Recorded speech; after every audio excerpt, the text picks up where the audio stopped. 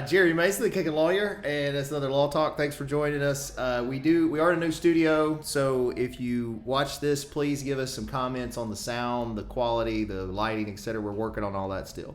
So it's me and Perry Mason, and me and Perry Mason want to remind you to like, follow, and subscribe to all of the Kickin lawyer stuff. We're on all social media platforms as well as podcast platforms, so you can listen to us, watch it back, etc. on YouTube. We're also on TikTok, pretty big following over there, so make sure you check that out. We give legal stuff as well as Josh doing the dances. It's his favorite part. All the dances. And then we want you to make sure you support Michelle Allen. She's a local Crye-Leike realtor, real good supporter of the community. She'd be glad to talk to you about anything, not just about real estate, but if you're buying, selling, renting, leasing real estate, she'll help you out. Then Mason's High Octane Martial Arts, been in Covington for 30 plus years. And then Millington we opened up last year. So 2 locations. Just visit masonsmartialarts.com for information on that. And then the new business we have, Jam Books and Records, is on the Square in Covington, Tennessee. Open 7 days a week. Books, records, new albums and stuff. Come check that out. And if you need help with your social media marketing, website, etc., Josh can help you with Masonite digital marketing. So, first guest in the new studio, again, we'll see how this works, is sort of a returning guest. It's Mr. C.H. Sullivan. How are you, sir? Doing great, my friend. Doing great. Thank you. Good. Now, C.H. and I are pretty close. I would consider him a friend. I have a lot of acquaintances, but C.H. and I have hung out. And one of the things that we have sort of bonded over is a love for really good whiskeys and bourbons. I told him I opened this yesterday, and I haven't been drinking as much. You and I... You been sick or what? No, honestly, since we got out of the restaurant business, I just haven't had the time or prioritized it. It was part of my look at the restaurant, I think. And so I had planned on, to sort of have book club every Thursday up at the bookstore, and it's just hit or miss on if we make it. I did have, who was it told me they were going to come if we did it Thursday? I won't mention his names. He may not want people to know, but a local CEO guy said he was going to be coming. He was off Thursday. But anyway, so we're drinking, how do you say that? Carrera des Bois. I just about as good as I could have butchered done it. 12-year. I don't even remember where I got this. Somebody might have gifted it to me. But it's different. Very good, though. Yeah. It's sweet. You get some maple in there, some bacon in there. It's definitely something I can enjoy. Again, that's what I get is it's like a maple bacon flavored. It's Canadian whiskey, I guess, but anyway, it says Quebec. That was a new one on me, but I do enjoy it. Since I left whiskey business, I haven't been drinking as much bourbon either, so I definitely hadn't been trying as many new things. Yeah, well, I don't think personally that I never really drank to excess, in my opinion, but I did socially drink, and I did enjoy the experience of drinking because I got deep into the bourbon, like I went to the school and everything. That's right. I got all about it, but I thought it was kind of related to the business. So anyway, not knocking it, I just haven't been doing it as often. We got to pick the book club back up then. Yeah. Once a week I think is good. So those that don't know, at the bookstore, Jam Books and Records on the Square, on Thursdays we have book club. But what that had turned into, it was sort of like local adult males stop by, drink bourbon day is what it was. Just relax and talk with some friends. Yeah, kind of like this. Enjoy a nice bourbon, just like this. Yeah, without the headphones in the nice studio. Speaking of talking, since the last time, and Josh, I think the chair you've got right here for me is broken. Yeah, so I'm going to ask him a question. During the move, they may have got and then swapped I'm going to swap the chair out as he answers. What I was going to say is, since last time I had you on the podcast, CH, you've had sort of a adjustment in employment. Just a little bit. So why don't you let everybody know what you do now and sort of some of the details of that. Gotcha. So I am the new executive director at the Covington-Tipton County Chamber of Commerce. I was on the chamber board several years ago, seen the good, the bad, and the ugly in the chamber. And Lauren Fletcher, the previous director, took a job doing some workforce development things with the high schools for the STEM program, I believe. And so it was open, it was vacant, and just seemed like a natural fit. I've always loved Covington. I always wanted to give back, and we got a lot of good things going, so I'm excited. Yeah, you got a really good personality, I think, for it. And, of course, I was sort of involved in that process with you. And it wasn't just because I know you well. Well, part of it was because I know you well, because I think you have the skills that will help fit that job well. There's a lot of things I think that Lauren had done great, and then there are things that I think we can always improve on always. But I do think that I think you've already identified some of the issues that need to be addressed. And let me ask you this: now that you've had, because you've been there, what, 6 weeks, 8 weeks? About 6 weeks. Yeah. So you kind of maybe got a feel for what it is. But I'm curious what your answer is now to this question. I think I even asked it in the interview. What is the purpose of the Chamber of Commerce, in your opinion? In my opinion, the purpose of the Chamber of Commerce is to foster a good business community where we work together and everyone's business is successful. So to me, the Chamber's job is to promote business, to work with local government for our businesses, to be an advocate, to be a voice. So what my goal is to bring the community together as best I can, to put a unified front on. If one of our stores on the square, somebody's coming to see it, they're just not going to go there and drive away. They're going to get out, they're going to walk around, they're going to visit all the stores. Same way with our highway businesses. They may come to town to go to one business, but they're going to pass a couple others and stop and visit. So I think the biggest challenge for me, and you have this with multiple personalities, is to try to get everyone on board and to buy in. And that's the biggest question I get is what does the chamber do for me? What do I get out of this? And you have to give more than just the ribbon cutting and the pat on the back every now and then. And so I've got a lot of things that I'm going to try to implement. But we got Heritage Fest coming up in September, so that's going to be taking all of my time for the next couple of months, I'm afraid. Perry's going to try this bourbon. I had the camera on CH. I was wondering what that breathing noise was. And I didn't realize till I cut to Jerry, the dog was. He was actually trying to eat the mic. Now he's trying to. Perry might not be able to be on all the podcasts. I was hoping he could be a regular guest. Well, Perry's doubled in size since I've seen him last. So. Yeah, he's definitely got. He's not full grown either. I think he's going to gain another like 10 pounds. Is what I anticipate. So the Heritage Festival, real quick. So let's talk about that because I think it's a great event. I'm excited because we now have the business on the square, and I'm hoping that from not talking to neighboring businesses, that's a great day for them, and I'm hoping it'll be a good day for us. But we still got vendor spots? How can people get information on that? Just go to the Chamber website or Facebook page, either one. The website is Covington-TiptonCOChamber.com, but all of the vendor application form, everything is on that site, or you can call the Chamber office, 901-476-9727. Michelle Elrod is my office manager. She is fantastic, and she'll be glad to help you through with all of that. Yeah, and I can speak as a vendor from past Heritage Festivals. If anybody's watching this, it's a great opportunity. It's tons of traffic. Even one year it rained, and there were still people that came up there. Oh, yeah. So I would recommend if you have anything that in your business that's vendor appropriate, it's a good opportunity to try. And even if you don't, come visit the Heritage Festival. I mean, it's the square in Covington has always got cool stuff going on, but I would think the crowning event is the Heritage Festival. It's a 4-day festival. So Thursday night you've got a farm to table dinner that we're still ironing details out on.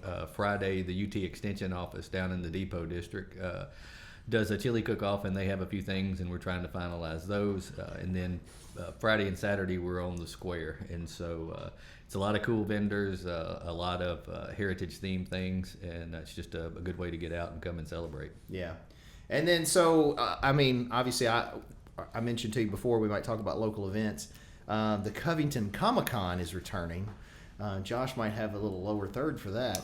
Don't yet. But Okay. Never mind. All right. Well, I thought we had one already up. No, you're thinking of last year's probably. Oh, okay. Well, it's August 23rd, 24th? 23rd and 24th. Yeah, so it's a Friday, Saturday this year. It'll again be on the square in town. It's at the Civic Center. And we're excited because we've confirmed several guests, and we may have a couple more big ones we've got coming. But for sure, we've got Scott Ennis, who is the voice of Scooby-Doo. He's been the voice of a bunch of stuff, Scrappy, Scooby, Shaggy, but that's the one he's real known for, Scooby. He's coming, and then Creek Wilson is coming, and he's the voice on like Red Dead Redemption and some cartoons. Several voices in Red Dead Redemption 2, and he's been in the new Haunted Mansion movie. Yeah, he was an actor in that movie. Yeah. And then we got Jeffrey Nodelman coming back, who's been a great friend to the Comic-Con. He literally doesn't want anything when he comes other than just to support us. And then he usually does he's doing this time for charity a painting of Scooby-Doo that he and Scott Ennis will sign. And we're going to auction that off for charity. He's actually doing 2 of them because it's going to be one to go to the H&L Hope Foundation charity, and then the other one goes to whatever Scott's charity is. I forget his choice. But my point is that's a great opportunity for people too. And Jeffrey Nodelman got a star on the Disney Walk of Fame. He was an animator for Batman the Animated Series, very talented. Anyway, he comes, and then we've got vendors. So kind of like Heritage Festival, only they're pop culture and like Comic-Con themed. And then I know CH's favorite is the cosplay. No doubt, no doubt. As Jerry knows, my twin daughters, Tanner and Amelia, love Comic-Cons. We go to the Anime Blues Con every year. And so I participated in the first Comic-Con you had. It was very hot in that building, and I was in a full Alf costume, just sweating to death. But no, we definitely love Comic-Cons. It's a great event. And one thing that I really hadn't talked to you about, but I'm going to piggyback off of your weekend. On August 24th, we're going to have a square-wide sale, end of summer sidewalk sale. So, cool. Most all of the businesses I've talked to are eager to participate. So we figured while you've got some folks coming to town for Comic-Con, it's another good idea to do some more on the square that weekend and bring as many people to town as we can. So yeah, and we've always been, just like you mentioned at the beginning, I know that if people come to any of my businesses or events, or if they come to other businesses and events, it's a benefit to me. So we promote the other businesses during the Comic-Con. You've probably been in there when we told them, hey, go walk the square. And this is even before we had the bookstore. We were trying to send them to the restaurant, stuff like that. So, and they will, because it's literally such close proximity. Sure. So honestly, that's probably a good idea. We anticipate anywhere from, 3,000 to maybe as many as 6,000 or 7,000 people that will come over the 2 days. And that's just trending along like it has the last 3 years. So. It has grown every year and gotten better and better every year. Yeah. And this year we got the biggest guest lineup with Scott and some of the folks that we're bringing in. So we anticipate. Scott has been the voice of Scooby and Scrappy since Casey Kasem, or was there one in between? I think Scott's been it since the 90s. He's been in it since the 90s. Yeah, I was going to say, I think there may have been one in between. I can't remember. We looked it up. His first role as Scooby-Doo was the Scooby-Doo and Zombie Island movie that came out in the 90s that I remember as the first one I watched as a kid. So he was like my Scooby-Doo growing up, Yeah, mine was Casey Kasem. I was blessed. Yeah, I had Casey too. Yeah, so I watched all the reruns. They were kind of, those are kind of scary shows if you think about it. Those original Scooby-Doo episodes, some of those monsters in there were kind of spooky. With the Globetrotters and everything. Yeah. And then Batman and Robin as guests. Yeah. That was good. You can't beat that. I think they had Cher on that episode too. ACH, so you kind of, I'm curious, because you dressed up as Alf the first time. I don't remember what you did after that. But the Alf. Alf. Preacher 1 year. That's right. I remember that. Yeah. Anyway, what I was going to say is, we have furries come. And, not into Alf, the furry thing? Well, Alf isn't far from it. I'm just saying that you've already been Alf. You could always, come as a furry. So at the Anime Blues Con a month or so ago, I was Macho Man Randy Savage. And so my sister went as Wonder Woman. And if anyone knows my sister, she got all of the brains and the looks in the family. And she was Wonder Woman, but I stole the show. They got a picture, and I'm standing there, and she's next to me, but there's like 5 guys watching me do the Macho Man spiel. So it's always fun, though. Always. So fun. Madeline and I had I don't want to say it's a disagreement, but because of the bookstore, we're equal in the bookstore, and the goal originally was to have it be kind of feminine. Like I wanted to try business and see because most of the stuff I've done has been real masculine. So I rely a lot on Madeline on stuff. Well, sometimes I do most of the buy and the resale. Anyway, long story short, I found these wrestling figures that I wanted to sell. And so I got Ric Flair and Hogan, and now I've got Honky Tonk Man in.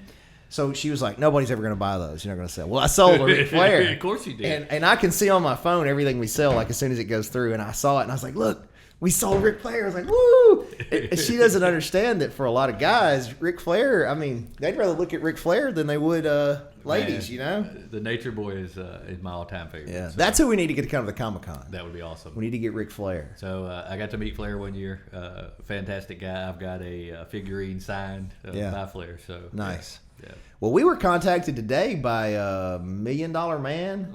Somebody like that, yeah. He's the $1 Million Man. He wanted way too much money. And his agent contacted us wanting to come, and it was pretty pricey. But I might come out of pocket to bring old Ric Flair if we could get him. You've had Lawler on the podcast before. You know, Jerry has an awesome collection. Have you been to his house and seen? I haven't been to his house, but I tell you what he did. He kind of flexed on me. So we had him on the podcast. Super nice guy. Oh, love the king. We thought it was only going to be maybe 30 minutes, and he would have we went like an hour and a half, and he probably would have kept going. Like, he was very nice with his time.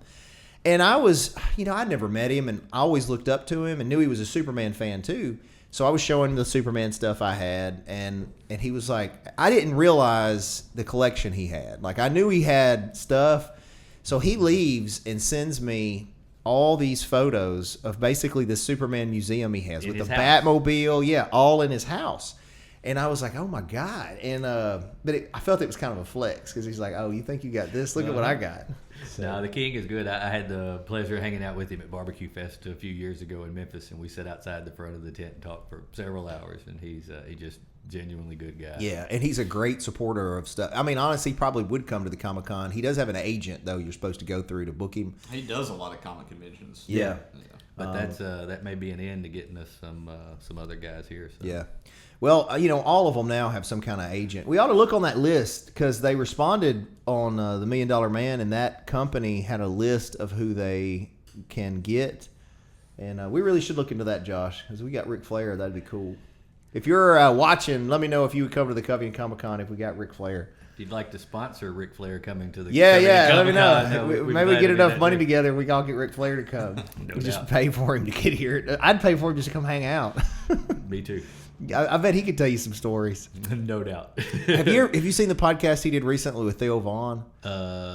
Possibly. Okay, it's called Theo Vaughn's podcast is called Next Weekend, I think, and he had Hulk Hogan on, and then he had Ric Flair on, and man, you could tell Ric Flair is still Ric Flair. Oh yeah, like he is always in full Ric Flair mode. Yeah, and I mean, but I think it's him. It is. Like I don't think it's like a put on. Not anymore. Hogan. Which I love Hulk Hogan, he's one of my all-time favorites too. But Hogan is still, he understands he's doing a character. But I think Ric Flair is just Ric Flair, man. Flair lives the jet flying, limousine riding, wheeling, dealing, son of a gun 24/7. Yeah, that's what they said. You could tell he was ready to go drink right then. He's ready to go party. He's like, what, 80? He's however old he is. Flair is still the man. To be the man, you got to beat the man. Yeah. So back on the chamber stuff. So, people can become members of the chamber. Are there other ways, like ambassador programs or stuff, where they could be an asset? Sure. And that's one thing I'm reviewing and looking at is our due structure. Right now we do have ambassadors. We have volunteers. Anyone that would like to volunteer to help with Heritage Fest, again, please call 901-476-9727 and get with Michelle. But you can volunteer. We have an ambassador program. The ambassadors are meeting once a month, and so contact us or check the Facebook page for those dates. We do have a new text list too, and so that will be running out here probably this weekend. We'll do a big rollout. I did kind of a soft rollout last weekend, but scan the QR code and it'll keep you up to date with what we got going on. So is that the thing that Carbo had going? That's it. That's what I thought. That's it. Okay, I've thought about it, man, but we've got so many other things that. When I was at Whiskey Business, I wanted to do it so bad because we could advertise sales, and then their laws won't let you advertise alcohol on it, so it kind of killed that one. But then when I got to the chamber, I reached back out to him because I believed in the program. I think the seller utilizes it too. It's easy. You opt in, and then get a text message once a week or so, just kind of letting you know what's going on, so you don't miss anything. Yeah, and I mean you can send them coupons and stuff too. We do an email drip like that for the bookstore. We literally just started it from collecting the emails, but some people don't check that, but everybody looks at their cell phone. Right, and now texts are pretty much unlimited across the board, so it's not like you have to worry about the fees anymore. Yeah. I was just going to ask you something else, but I think it was circling back to wrestling. We get talked around in wrestling, and you got to get off subject. It happens, That's what it is. Man, what was I going to say? Oh, that's what it was. Yeah, it's not really about wrestling, but it made me think about it for some reason. So we're not going to talk about the national politics, but I did wonder what your thoughts were on the whole President Trump attempted assassination. I think it's a sad day for our country. No I matter agree. what side you're on, no matter what you believe, that physical violence, the threats of violence is just doesn't belong in our society. I mean, it's just a sad day all the way around. Oh, yeah, super sad day. What I'm more interested in is the failure of the Secret Service. Did you see the director finally did resign? She resigned. It took her long enough. So look, not to be all, I don't want it to be a sexist thing or any of that. I believe women can do the same thing that men can do. I think women, and vice versa. I think men can often do things that traditionally women do. I think it can go both ways. But I do struggle when requirements are flexed on certain jobs to fill the spot. And so I don't know the specifics on the whole diversity thing because they're trying to make that a big deal. I don't know the specifics on it. But what I do know is I was a cop and a SWAT guy, which is a tactical team, and still to this day, work out and own martial arts schools and train people in sort of personal protection and third-party protection. And if I'm doing security for somebody, one thing is, if you're small, you may be great, but you're not a human shield. Like to be Secret Service to guard. I think Trump is like 6'2", and if you're going to guard somebody who's 6'2", it would help to be close to that size. So that's one issue that I think you have to weigh is, yeah, sure, you could do the job, but are you the appropriate one for this person? So that's one issue. But when I watched the videos, and I try to give them the benefit of the doubt, the one lady especially, they keep attacking for being incompetent. Look, when you're under fire, it's rough. Like no joke. I've been shot at. I technically got shot one time on a shield on an entry. It's jarring. However, if you're trained properly, you will respond properly to your training.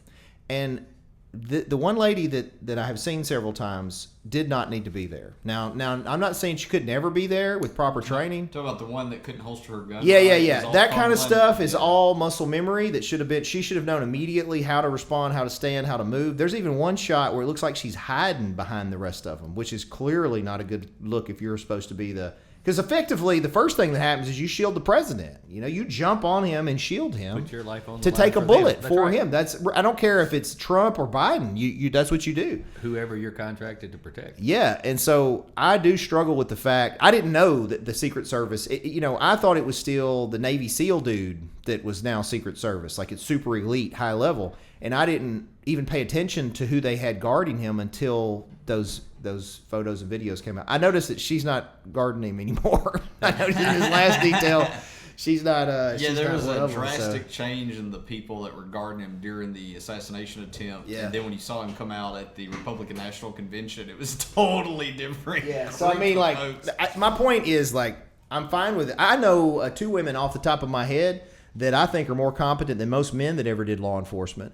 But they got to be able to hold the same standard. I'm 235 pounds, and if you're guarding me, I want to make sure that if stuff goes bad and I get hit or something, you can move me. Right. You need to be able to move. I want the guy or girl that's so big that they could literally put me under their arm like a child and carry me away. That's what I want. Exactly.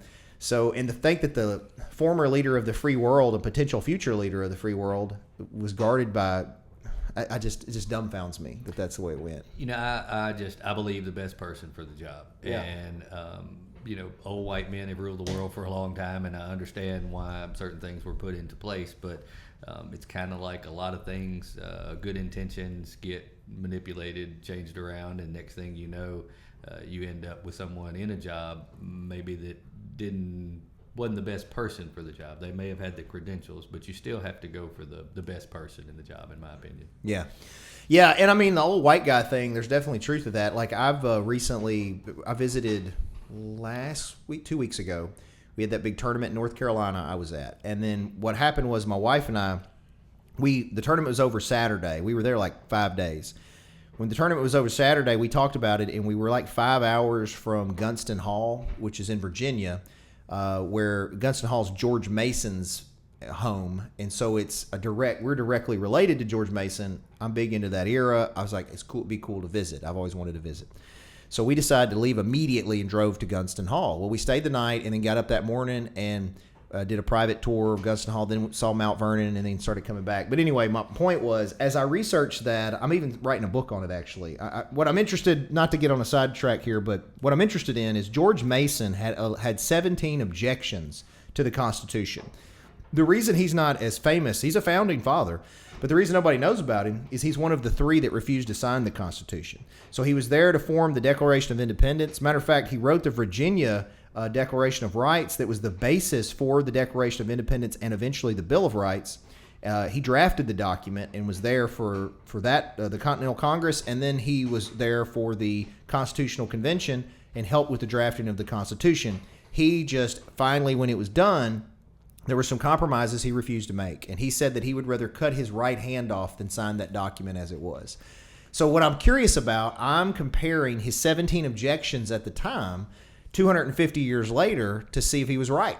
Was he right? There's some things there, and some of them he was. Like number one is it didn't have a Bill of Rights. That was number one. He could not sign a document that didn't protect our what he believed were inalienable rights that we're naturally born with, and that it needed to be enumerated in there to keep the government from infringing those rights.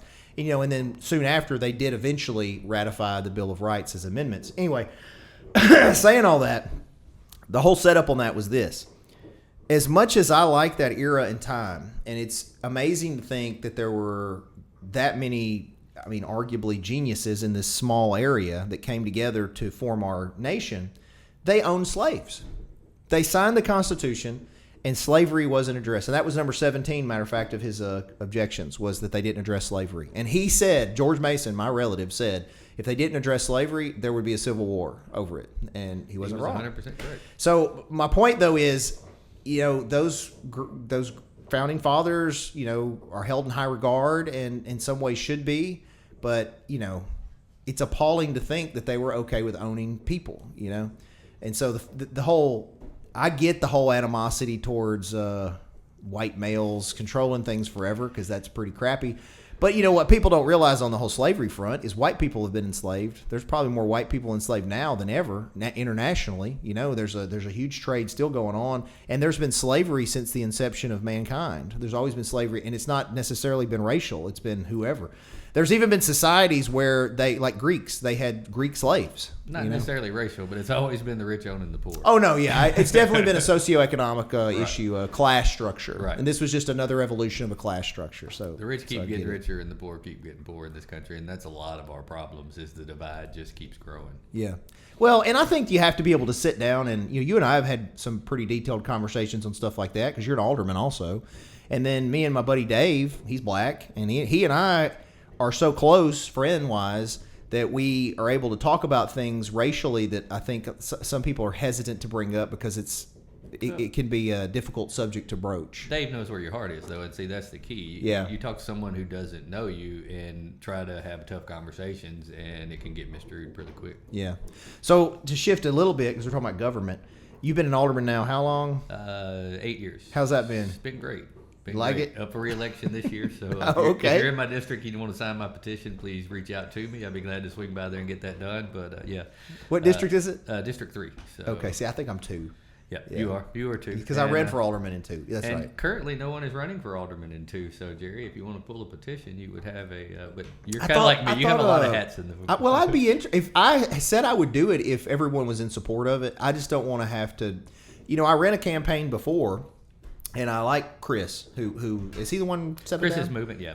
So Chris beat me in the direct election, and my frustration was, I felt I was very qualified. I had good ideas, and I knew how to actually facilitate those ideas. Like I knew how TIF districts worked. I had looked at the Millington thing that I think you'd been involved in on how that development, and I wanted to do similar stuff in the Depot district, right? That was my whole sort of platform.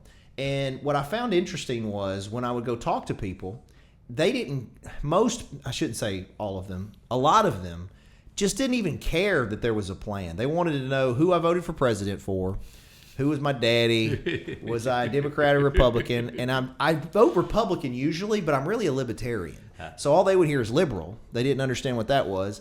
And I just got real frustrated with the whole thing because, I spent my own money. I took no money from anybody else because I didn't want to be beholden to anybody. That's the way I do it. Yeah, and long story short, I'm saying all that rant. I've said I would do it again. I think I'm plenty qualified to do it, would devote time to it, and do a good job. But I'm not going to do it unless it's clearly open, and that's what people wanted me to do. I'm not going to go fight and all that and waste all that time. Well, I typically don't stick my nose in other people's races, but I get behind you if you wanted to run. Well, I appreciate it, but I think I have a good friend. I think Jay was going to run. That's what I thought. That would be fantastic. Yeah, I like him. I think Jay would do great. I do too. You're like me. You wear a lot of hats, and you don't have a lot of time for things. And just one of my hats is currently the alderman job, so I wouldn't take on anything new right now. Put it that way. Well, I would adjust things to where I could function in the role well, but I don't need to. Right. And I'm also not like power hungry because to me, I mean, it's a servant job. 100%. You know, it's not like, oh, hey, it's the same thing with the chamber. You know, like I served as the president with the chamber there the last term. And some people are like, oh, you're president. I'm a servant. Technically, all the way up to the presidency of the United States is a servant job, but that's something they keep forgetting about. Yeah, that's true. You're right. But you're very correct. However, there is a lot of power with that job. And like if you're a city alderman, I mean, you control where money goes to some degree. You got 1 of 6 votes. Yeah. The mayor kind of proposes things, but the aldermen are the ones that execute. And so, Yeah. I mean, I have 1/6 of the say that what happens in the city. But again, I'm the same way. I don't care about titles. I don't really care about getting credit for things. I'll take the blame if it goes wrong. But, you know, I want to see Covington prosper. And I've always given back. I was JC's long time. I was on the founding board at the Boys and Girls Club, served with the Chamber, the Lions Club, and then alderman was just a natural progression. But Yeah. I love this town. I want to see this town succeed, and that's my only agenda. Well, I think one thing you do well, CH, and this is again part of why I supported you being the chamber director, is you're real good at recognizing factions and bridging the gap. I think you have there's very few people that have this skill, and I'm not even sure what you call it, maybe diplomacy, but you're able to, neither side dislikes you. You know, so I wouldn't go that far. There are two sides. You know, you got two sides on a lot of issues. I feel like you're able to go between the two and maybe build a bridge because neither feel like you're against them. Well, you try to find common ground, and because no matter if there's factions, and that's what another thing that just destroys me with the current state of national politics is it's created an us versus them mentality where the other side is 100% wrong every time and your side's 100% right. And no one will cross the aisle. And what I've always tried to do in a situation, if you have two people who aren't getting along or two factions that aren't getting along, you search for common ground and you try to bridge that gap that way.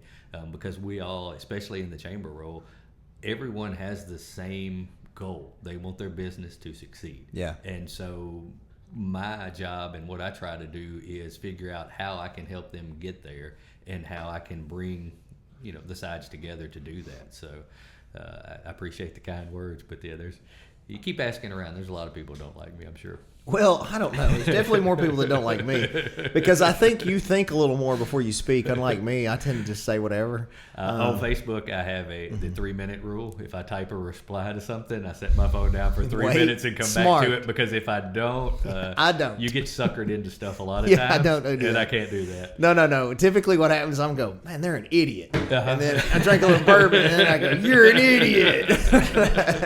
I have refrained from doing that for as long as I can remember. Yeah. I tell you why I don't respond a lot. I don't read a lot of the stuff. I try to stay off of it because it does frustrate me, especially when people are coming from a position of ignorance and they don't really understand something.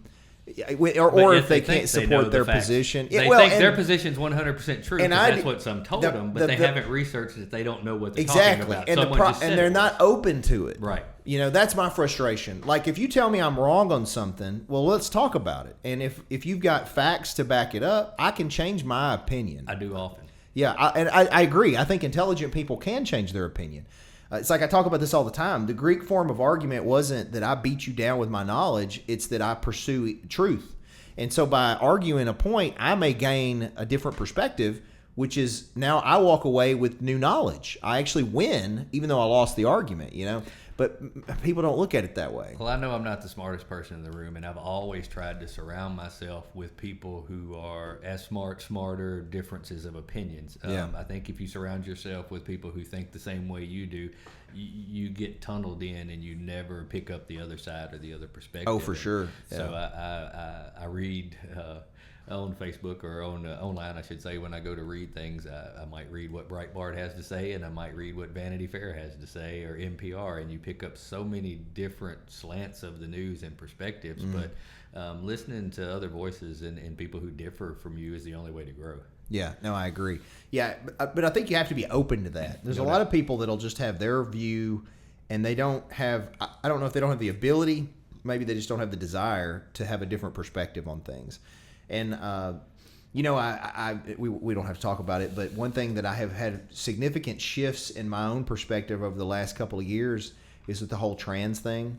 Like initially, my gut was I didn't agree with it. I didn't understand it. But then I was open to the fact, as a different example, I used to, if you'd asked me 30 years ago my position on homosexuality, I would have been, oh, you're going to hell, it's a sin, da-da-da.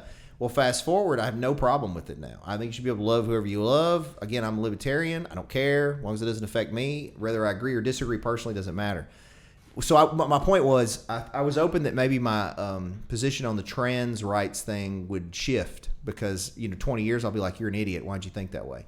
But when they started moving into the sports, I really started to kind of develop my opinion. And again, as a libertarian, if you want to dress up as a female and you're a guy and present as a female, that's up to you. I'm not going to allow you to control my speech and say that I'm personally not going to call you ma'am or whatever or worry. I mean, to be nice, I might, but if you look like a dude and I say, sir, I'm not upset that I called you that. You know what I mean? Like, it is what it is. But if you start competing in sports against my daughter, who her whole life has trained for, say, swimming, and now you're a middle rate, not very good male swimmer, but you're like, oh, well, now I'm a woman, I'm going to compete, and you go take her scholarship or medals, I'm going to be pissed about that, and I think rightly so. I do too. I think athletics in that regard is a very slippery slope. It's something that I'm like you. I at first just, I don't say I had a closed mind on things, but I won't go as far as say I'm a libertarian, but socially I don't care what you do as long as you don't hurt your neighbor. But fiscally I just want to be conservative and take care of the money. And so I have a lot of those leans, but I think when you go to the two gender thing, there's always been hermaphrodites. There's always been different things. And so it's not as black and white as it was, but it's sure not as gray as it is now. Yeah. Oh no, for sure. Like again, you go back to 250 years ago, our founding fathers would have been like, they're idiots. Yeah, they no wouldn't doubt. understand. No doubt. But yeah, it's definitely, I think the internet and being able to see and talk to people all over the world, it kind of fuels, I don't want to say pretenders but there's people who maybe are on the fence or aren't quite, as confused as they think, or as I don't say confused, that's probably not the right word either, but I think there are a lot of people, especially athletes probably, that okay, like you said, I'm a middling swimmer, but I've always wondered my sexuality. I think I'm gonna be a girl and compete in the Olympics, and to me it's a little wrong. Well, the internet definitely has changed things. We went from very limited people having a voice, really, with even TV and radio. And I mean, that expanded it. Think about back prior to radio. You had maybe print, media, the newspapers, which was usually late. That's why we had political parties, was because people who lived way out in the boonies didn't have any idea who anybody was. But if there was an initial behind their name, they at least knew the value structure of how they would go. So funny you say that. I'll say this, and then we can work towards something else or tie it up. I'm reading another book. I'm just so deep into this American Revolutionary period. I'm reading this one book. I forget actually it's on my Kindle, so I can probably look it up. I'm reading this one book by this guy who's super biased, and it's about Thomas Jefferson and James Madison, who were originally the fathers of the bipartisan politics, and he's just crapping all over them. Like, they're terrible people. They're the whole downfall of society. Interestingly, another book I finished recently, it's a good book. I actually have it for sale at the bookstore. It's by James Bayer, well written, reads like a story, and it's about George Washington. It's called To Rescue the Constitution. It's about George Washington's efforts from Declaration of Independence, the war, presidency, and then about a decade after the presidency, trying to get the Constitution ratified to keep the country together. It was real volatile through there. But what I was going to say is, it's interesting. George Washington was opposed to political parties. Multiple times he said political parties caused disunity and could be the breakdown of the Union, he feared. And to some degree, I think he was right. He was 100% right. I think the two-party system's completely failed us. And it goes back to radio, as you said, the days of Rush and the talk radio, that they're the enemy and, we've got to defeat them, instead of, hey, I don't agree with you on that policy, but I can agree with you on this. Let's work together. Yeah, and let's talk about it. What I have found with people that consider themselves left, most of the time, there's a lot more common ground than uncommon ground when we actually talk about things. For sure. I think typically they don't like. It depends on how you phrase it, but they'll be like they don't want to agree with you. But when you phrase it a certain way, they're like, "Well, that's what I think," and you're like, "Well, that's what I think too." Right. You know, we're really not that far off on most things. We're not. The divide keeps growing. And Yeah. It's just. Do you feel like locally it's like that too? Like on the local level? Unfortunately. Really? I mean, on the city level, we don't have to declare a party. But when you get up to the county level, now they make you declare what party you're a member of. And to me, I don't want to know what the tax assessor's party is. I don't, because if I'm the Republican chairman and I know that the tax assessor's office is a Democrat and then my house gets appraised and I think it's too high and I lose my appeal, then I'm going to think there's a bias there because of that. And so I think on the local level, it just causes division that shouldn't be there. I mean, I think we should all be working to make our city, county, state better instead of, the party better. Yeah, and the party, they end up getting the money behind them, and then the leaders end up having power because they manipulate the policies they want instead of necessarily what the people want. Another slightly interesting point to me is, we talk about being a democracy, but the United States was never founded to really be a, one person, one vote system. It was a republic. So we elect our representatives, the city level, the aldermen, county level, the commissioners, etc., state, and then you get your state Congress and federal Congress. We elect these representatives to facilitate the wishes of the whole, but it's not a one party, one vote system. So my point is, people focus a lot on like, I'm going to go vote for the president or this or that, but your legislative level, your local level, county and city are very important elections, and they always have low turnout unless it's with like a presidential election. They're way more important for your everyday life than the federal election. Yes, I've been saying that for years, and so I wish that people would realize that and then go and at least vote in those elections. And I think everyone should vote. I think everyone should have their voice heard, whether I agree with how they're going to vote or not. I think everyone should get out and vote, because if you don't vote, don't bitch. No, I agree. I agree. Well, and there are people literally have died, so we have the right to. Exactly. Regardless of the level you talk about, prior to, that's the whole reason they fought the American Revolution, was that we were taxation without representation. We didn't have anybody in Parliament in Britain. And then fast forward, obviously African Americans had to fight for suffrage. Women had to fight for suffrage. So, yeah, I think it's important that everybody exercise that right. No doubt. Yeah, whether you like it or not. So, well, tell them one more time, CH, how to get a hold of you, Chamber, if they have any questions, where to look. Yeah, Chamber is 901-476-9727. My cell number is 901-674-3280. If I can do anything for you, give me a call. We got Heritage Fest coming up the 26th through the 29th of September. Comic-Con is the 23rd and 24th at the Civic Center, and then we'll have the end of summer sale on the square the 24th as well. So please come out and see what Covington has to offer. Yeah, lots of cool stuff coming up. Thank you guys for watching. And again, if you did, please let us know in the comments what you thought about the new setup and the lighting and sound, etc. As always, follow all that social media stuff we got: TikTok, Spotify, YouTube, etc. You can watch playbacks, listen to it, all that stuff. And then Michelle Allen, if you're going to buy, sell, rent, lease real estate, we want you to check her out. She's the go-to in the area. She can practice all through West Tennessee. So visit Michelle Allen with Crylike Realtors. If you want to kick people in the face, visit masonsmartialarts.com. We have a school in Covington and in Millington. And then the new place on the square is Jam Books and Records. We have new books, used books, records, other accoutrement. We even have signed memorabilia now if you want to come check that out. It's on the square, open 7 days a week. And if you need help with your social media presence, branding, videos, whatever, Josh will help you. Visit masonitemarketing.com. And until next time, we hope you have a good week and keep kicking.